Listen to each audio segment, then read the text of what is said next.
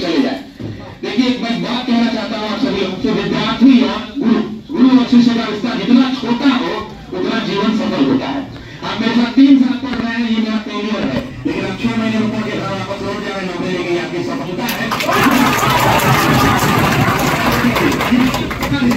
लेकिन आप आ जाते हैं पटना में और बड़ा रिश्ता बनाने लगते हैं, उसको छोड़ के आपको और रिश्ता बनाने लगते हैं।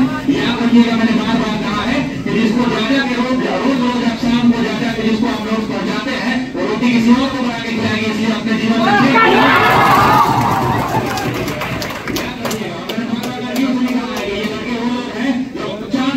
जमीन खरीदने का वादा कर रहे हैं, इनके खाते में आप बिल्कुल निश्चिंत होकर पढ़िए। जिस उद्देश्य से माँ बाप ने आपको भेजा है उसको सफल बनाइए। अपने जीवन की अगर आपको बहुत लोग जानते नहीं होंगे, लगभग 5-6 सरकारी नौकरियां छोड़ी है। मैं तेरा बार बार उसके लिए पैसा भरते थे, कभी 1 लाख कभी 1.5 लाख, लेकिन अंततः मैंने तय किया कि आप सरकारी नौकरी जब भी करते हैं तो सरकारी नौकरी का एक बड़ा फायदा ये होता है कि सुबह ठंडा के मौसम में 7 बजे उठकर पढ़ाने जाना आपको नहीं पड़ता। इस बात याद रखिएगा। देने से पहले कहना चाहता हूँ कि प्रतिदिन अपने माँ बाप से रोज बात कीजिए, क्योंकि असल मित्र और असल दोस्त आपके वक्त जब खराब होगा तो वही आपके साथ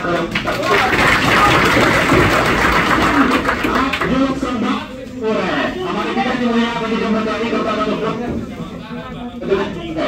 पैसा उनका है।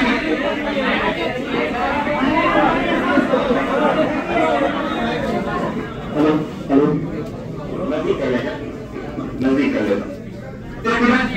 पैसा वैसा है, हाँ है, और सब ठीक है, हाँ है, इतने पे संवाद खत्म हो जाता था। मेरे पिता आपको तो संवाद कभी 25-30 सेकंड से ज्यादा नहीं करा, और मैंने ये महसूस किया कि जिन बच्चों के माता पिता स्थित है, जो लड़कियां अपनी मम्मी से आधा घंटा बात करती है, किसी और से बात करने के बजाय वो जीवन में जल्दी सफल हो जाते हैं। इस बात को याद रखिएगा, इस बात को ध्यान रखिए, आप अपने पिता माता लोगों से बात कीजिए, भाई से बात कीजिए, और आपके जीवन में थोड़ा मजा आएगा। ये दोस्त के साथ ही आपके सबसे बड़े कॉम्पिटिटर है, आपका सुन बैठकर आपका सबसे बड़ा कॉम्पिटिटर है, उसका मतलब रिजेक्ट हो जाएगा। और वो जो शिक्षक बच्ची में वो बच्चा है कि आपको फोन जवाब करते हुए रिप्लाई रिजेक्ट कर देता होगा, उसी में बड़ी चुनौतियां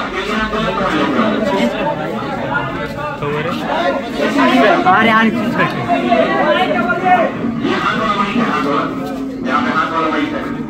अरे ठीक है, सब अगला सप्ताह तक भूल हो जाएगा। आप सुन लीजिए, मैं आपसे कोई नहीं कहना चाहता हूँ, ज्यादा ज्ञान की बातें ना दें, क्योंकि हमारा काम ज्ञान देना नहीं, यहाँ पढ़ाना है। तो शुरू करते हैं पेपर को। 2-3 चीजें बता देते हैं। अगली बार से जब ये पेपर होगा तो अगली बार से जो एनसीईआरटी का स्क्रीनशॉट लगा देंगे आपके लिए। जितने भी प्रश्न दिए गए हैं आज के पेपर में वो सभी प्रश्न आपके हूबहू एनसीईआरटी के लाइन बाय लाइन उठाए गए हैं। आप कहिएगा तो प्रश्न संख्या भी लगा दिया जाएगा।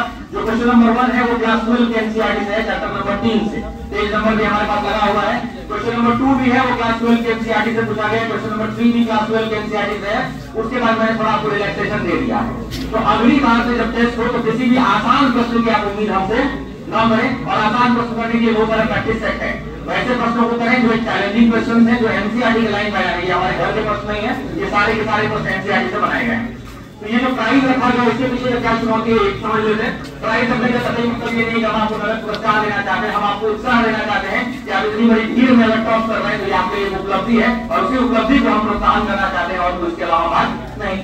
आइए शुरू करते हैं पहले प्रश्न को लेकर के। देखिए पहले प्रश्न का संदर्भ समझना बहुत जरूरी है। आपने एग्जाम में कई बार देखा होगा, बीएचयू के बारे में आपने पढ़ा होगा। ये प्रश्न इतना कंफ्यूजिंग है, कह रहा है कि हमारे लिए स्वशासन का सिर्फ सुनिएगा, ध्यान दीजिएगा, हमारे लिए स्वशासन का तब तक कोई प्रक्रिया नहीं है जब तक हम किसानों से उनके श्रम का लगभग संपूर्ण लाभ अथवा अन्य लोगों को लेने की अनुमति देते रहेंगे। हमारी मुक्ति केवल किसानों के माध्यम से ही हो सकती है, ना तो वकील, ना तो डॉक्टर, ना जमींदार इसे सुरक्षित कर सकते हैं। महात्मा गांधी का एक दूरदर्शी बयान इस पर लिखा है। महात्मा गांधी, अब इसमें देखिए 2-3 चीजें हैं। जब स्वशासन वर्ड दिखेगा तो आपको यहाँ कंफ्यूजन होगा कि होम रूल शायद ऑप्शन होगा, क्योंकि बहुत लोग एनसीईआरटी की किताबें नहीं पढ़े होंगे, उनको इसका कोई हवा लग नहीं रहा होगा, तो सच्ची बात है। अब स्वशासन जब देखेगा तो लोग ए और बी के ऊपर जाएंगे। उसके बाद जब आप देखेंगे यहाँ पे जब तक हम किसानों के श्रम की बात आएगी तो आपको लगेगा कि किसानों के लिए हो सकता है गांधी हो चंपारण को लेकर के, आपको ये लगेगा कि गांधी हो चंपारण के लिए, लेकिन इन तीनों में से तीनों गलत है। इस प्रश्न का जो सही उत्तर है वो डी होता है। अब इसकी चुनौती क्या है, किस संदर्भ में कहा गया इसको समझिए बड़ा ध्यान से। मामला इतना था कि जब गांधी आए तो गांधी का भारत लौटे। आपको पता होगा कि गांधी का भारत लौटे 1915 में। महात्मा गांधी 1915 भारत आने से पहले 3 बार भारत आए थे। इसके पहले 1897 में आए, अपने बाल बच्चा परिवार को लेकर के गए, तो कितना दिन दूर रहेगा। दोबारा फिर 1901 में आए थे, जिनका अंग्रेजी भाषा के अधिवेशन के टाइम पीरियड 1901 में। लेकिन तीसरी बार जब गांधी भारत आए 1914 में, तो गांधी ने देखा कि कांग्रेस पर जो आरोप लगता है कि कांग्रेस जो है अभिजात वर्ग की पार्टी है, कांग्रेस पर जो आरोप लगता है कि कांग्रेस जो है सिर्फ बड़े लोगों की पार्टी है, कांग्रेस पर जो आरोप लगता है कि कांग्रेस सिर्फ बुद्धिजीवियों की पार्टी है, बुद्धिजीवियों की पार्टी है, ये कहीं ना कहीं गांधी को चरितार्थ होती दिख रही थी।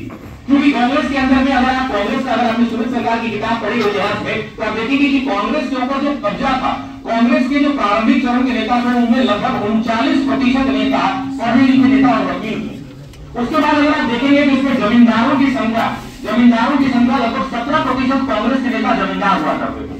उसके बाद आप देखेंगे जमींदारों के अलावा किसानों की बात करेंगे तो इनकी संख्या बड़ी कम हुआ करती थी, डॉक्टर्स हुआ करते थे, वकील हुआ करते थे, इंजीनियर हुआ करते थे, ऐसे तमाम लोग कांग्रेस के अभिजात वर्ग के कंट्रोल में कांग्रेस हुआ करती थी।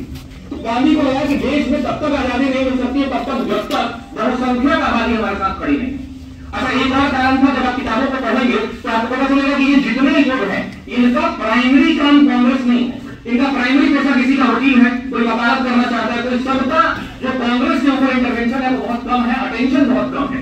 और गांधी ने कहा कि ये इनका मुख्य पेशा जो है नहीं है, वकील वकालत कर रहे हैं, भाई डॉक्टर राजेंद्र प्रसाद जी वो भी वकालत कर रहे थे, जवाहरलाल नेहरू वो भी वकालत कर रहे थे। तब जाके गांधी ने यह कथन दिया कि ना तो वकील, ना डॉक्टर और ना जमीन